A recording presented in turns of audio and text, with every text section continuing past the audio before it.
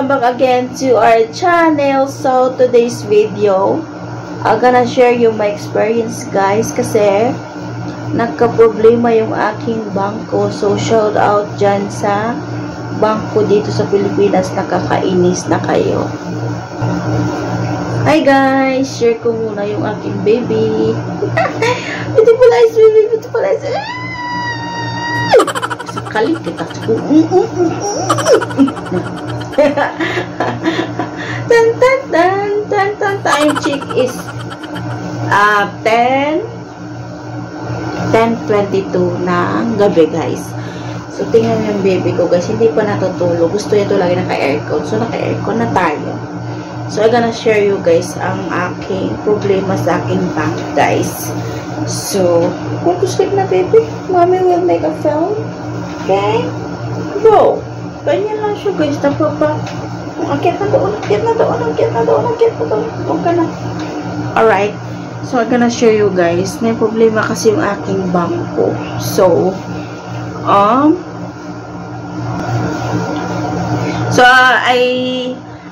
itong experience ko guys is nung Monday pumunta ako sa bank kasi hindi ako makaka-withdraw guys.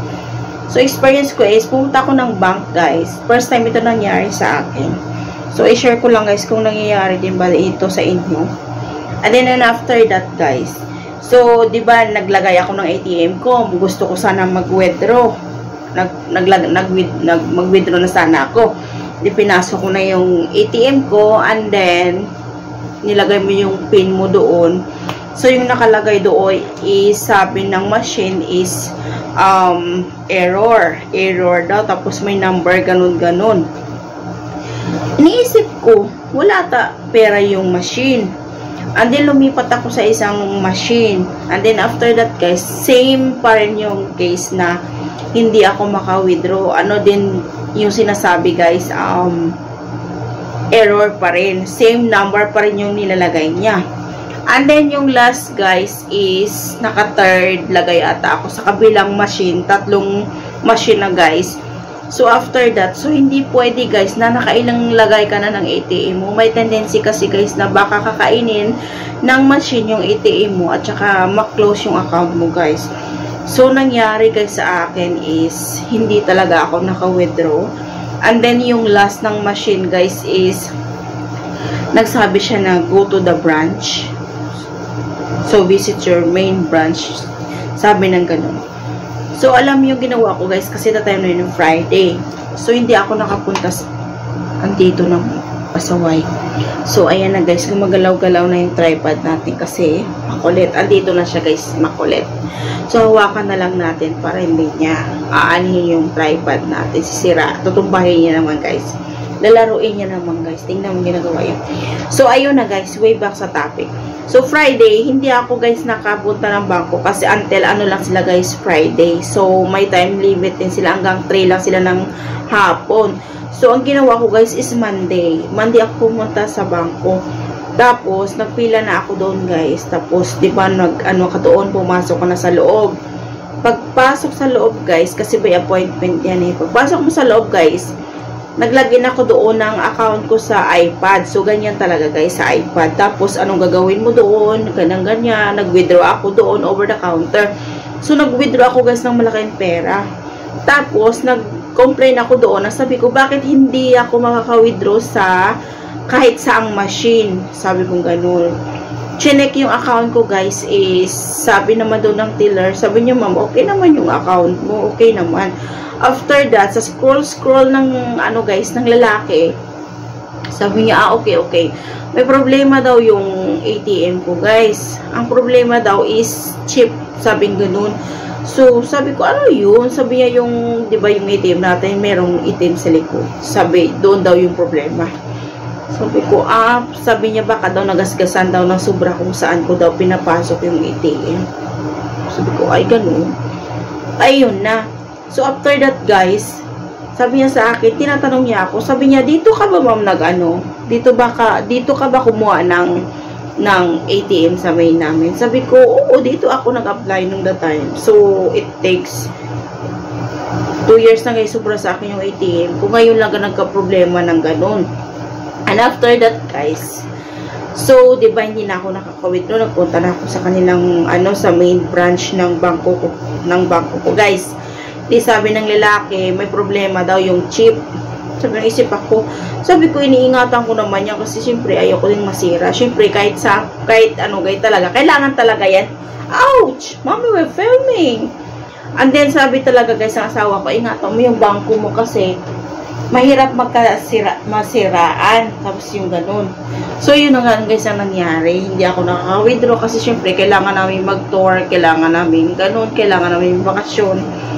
So, hindi ako nakaka-withdraw, guys. So, and then, ayun, no choice ako, guys. Nag-over the counter ako mag-withdraw, and after, nakakuha na ako ng pera na kailangan ko talaga. So, kumuha ako doon. So, after that, nag-check ako sa online banking ko, guys. So, binawas na nila doon. Pagbawas na nila, guys, di na okay na. Pinalitan na nila yung ATM card ko. Kasi sabi niya, palitan natin ng bago yung account mo, ma'am. I mean, yung ATM mo. So, pinalitan nila. And after that, pinalitan. Tinanong ko doon sa, sa counter number 8. Sabi ko, sir, pwede na ba mag-withdraw anytime? Sabi niya, okay, ma'am, pwede na. Hindi pala, guys. Kailangan pala antayin na ang email ng bangko. Pag once na-receive mo yung ATM mo, automatic ka rin mag-change PIN. And then, antayin mo yung successfully change PIN, something ganyan ang sabi ng bangko. So, binigyan nila ako, guys. So, yung kalabasan nito, parang bago ako, guys, nag-apply. Parang bago ako nag-apply sa bangko ko. So, meron silang binigay sa akin ng ganyan, oh. Yan. Ito, guys, parang bago siya, guys, katulad dati na ganun. Pag bagong apply ka, guys, may ganito ka.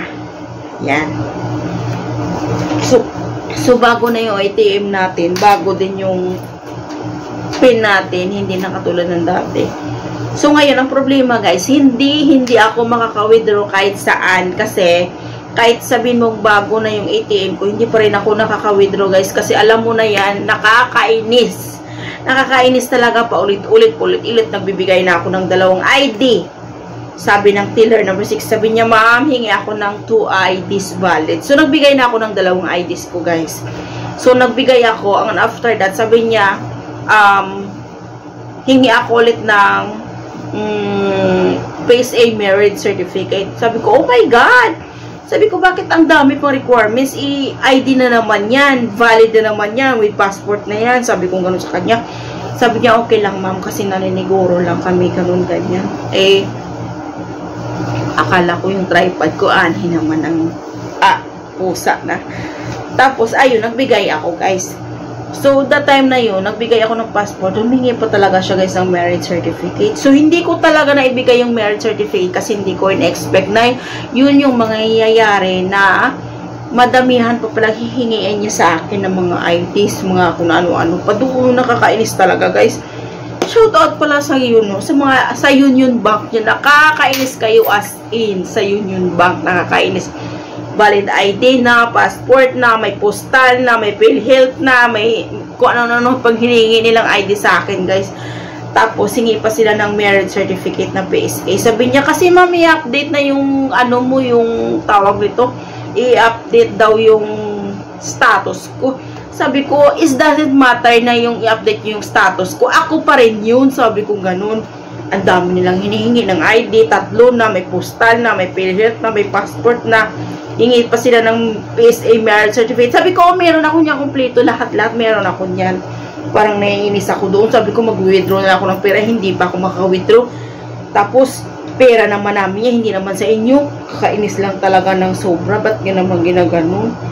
Nakakailang, na ako, pabalik-balik. Hanggang ngayon, hindi pa rin ako nakaka-withdraw. Kahit sabihin mong bago yung ATM ko. Bago yung PIN ko. As in, nakakainis talaga. Grabe. Kahit yung asawa ko nababad trip na Kaya naiinis ako, baka mag-switch na lang ako sa ibang bangko. Kaya nakaka-bad trip lang talaga pag kahit hindi nyo pa ako withdrawing kahit saang machine. Kasi nakakainis kasi kung hindi ka maka-withdraw, kailangan pumunta sa main, tapos magpila ka pa doon.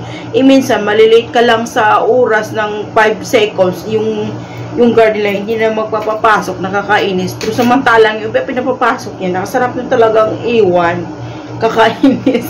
Nakakainis as in, grabe. Tapos, ayun. Yun na nga yung gagawin ko na naman sa sunod. Pupunta na naman ako doon, tapos mag-over the bank, over the table na mag-over the counter na naman yung withdraw mo. Pero okay lang sa akin yung over the counter kasi hindi ka magbabayad nun, walang fees, walang yun, basta okay lang. Pero mas better kasi na okay yung ATM mo kasi kahit saan ka, may emergency, pwede ka makakuha. Paano yung kung doon ka lagi sa main magkukuha, nakakainis, useless lang. So, shout out pala dyan sa Union Bank. Nakakainis na kayo sobra. Sana naman hindi kayo lagi ganoon.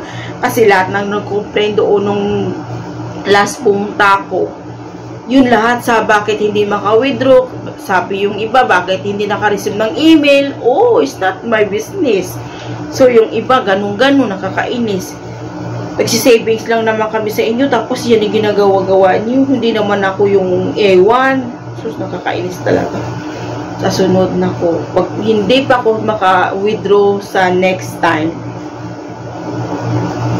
i-close ko na yung bank ko na yun. O-open ako sa ibang bank. Diyan na kayo, makakainis na kayo ng sobra.